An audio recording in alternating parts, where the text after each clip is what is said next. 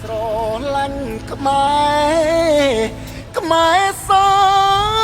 មគ្គីគ្នាជំរាបសួរពុកម៉ែបងប្អូនទាំងអស់គ្នាជាទីស្រឡាញ់ឥឡូវមូលនិធិរបស់យើងដែលផ្ដើមឡើងដោយបងប្រុសព្រីសវ័តខ្ញុំបាទជាមួយនឹងបងប្រុសខាន់ចែមអីវ៉ាន់របស់យើងគ្រឿងឧបភោគរបស់យើងស្បៀងរបស់យើងគឺពេញហូរហៀមមែនតើឥឡូវយើងចាប់ផ្ដើមបញ្ចេញទៅបាទហើយបងប្អូនឃើញស្រាប់ឥឡូវនេះយើង3ឡានតែម្ដងហើយក៏អរគុណទៅដល់ពុកម៉ែបងប្អូនសប្បុរសធម៌ទាំងអស់ដែលបានផ្ដល់ជូនទាំងស្បៀងទាំងថវិកានានាហើយទាំងអស់នេះយើងនឹងផ្ដល់ជូនទៅបងប្អូនជនភៀសសឹកនិងវីរៈកងទ័ពខាងមុខរបស់យើងនៅក្នុងស្ថានភាពពេលនេះយើងពិតជាមានការលំបាកទាំងអស់គ្នាប៉ុន្តែអ្វីដែលយើងត្រូវតែធ្វើនោះគឺការរួបរวมសាមគ្គីភាពជាមួយនឹងគ្នាដូច្នេះខ្ញុំសង្ឃឹមពុកម៉ែបងប្អូននៅតែបន្តមូលនិធិក្នុងការចូលរួមជួយទៅដល់បងប្អូនជនភៀសសឹកនិងវីរៈកងទ័ពយើងផងដែរអរគុណទៅដល់ក្រុមហ៊ុនវីរៈប៊ុនធម្មដែលបានផ្ដល់មធ្យោបាយដឹកជញ្ជូនបាទហើយការដឹកជញ្ជូននេះមិនមែនតែម្ដងទេគឺរហូតតែម្ដងរហូតមកដល់ស្ថានភាពប្រទេសយើងបានត្រូវបានស្ងប់ស្ងាត់ទូស្រាលអញ្ចឹងអរគុណខាង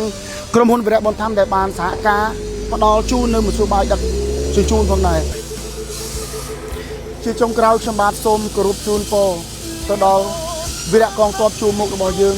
ឲ្យលោកមានសុខភាពល្អឲ្យលោកមានស្មារតីរឹងមាំដើម្បីតទល់ជាមួយនឹងខ្មាំងសត្រូវរបស់យើងទទួលបាននូវភាពជោគជ័យនិងផ្ដល់ជូននៅសេចក្តីសុខសាន្តដល់ប្រជាជនយើងហើយសូមគោរពជូនពរទៅដល់បងប្អូនជនភៀសសឹកឲ្យគាត់មានសុខភាពល្អបរិបូរណ៍មានអាហារហូបគ្រប់គ្រាន់និងមានកន្លែងស្នាក់នៅហើយនឹងអាចត្រឡប់ទៅរកគេហដ្ឋានរបស់គាត់ក្នុងពេលឆាប់ខាងមុខនេះផងដែរហើយខ្ញុំក៏សូមគោរពជូនពរទៅដល់ថ្នាក់ដឹកនាំកម្ពុជារបស់យើងគឺសម្ដេចអគ្គមហាសេនាបតីតេជោហ៊ុនសែនសម្ដេចបបរធិបតីហ៊ុនម៉ាណែតនិងអិសរាជជនពិសេសរបស់យើងសូមឲ្យលោកមានសុខភាព